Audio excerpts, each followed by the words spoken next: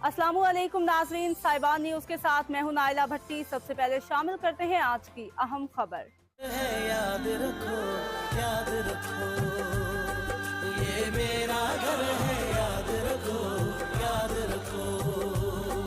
ये मेरा घर है, याद रखो।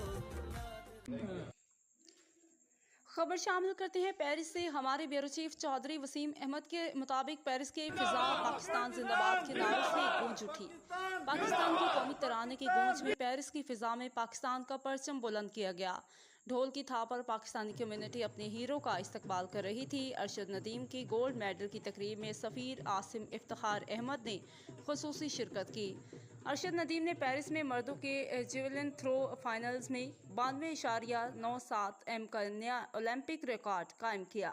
पाकिस्तान के लिए जेवलिन थ्रो में गोल्ड मेडल हासिल करने वाले अरशद नदीम की शानदार कामयाबी पर सिफारत खाना पाकिस्तान पेरिस में एक शानदार तकरीब का इनेकाद किया गया, जिसमें सैकड़ों पाकिस्तानियों ने अपनी फैमिलीज़ के साथ शिरकत की, जो अरशद नदीम की एक झलक देखने के लिए बेताब थे।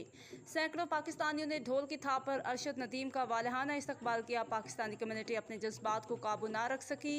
पेरिस के गलियों में हर तरफ फिजा पाकिस्तान जिंदाबाद, अरशद नदीम जिंदाबाद के नारों से गूंज रही थी।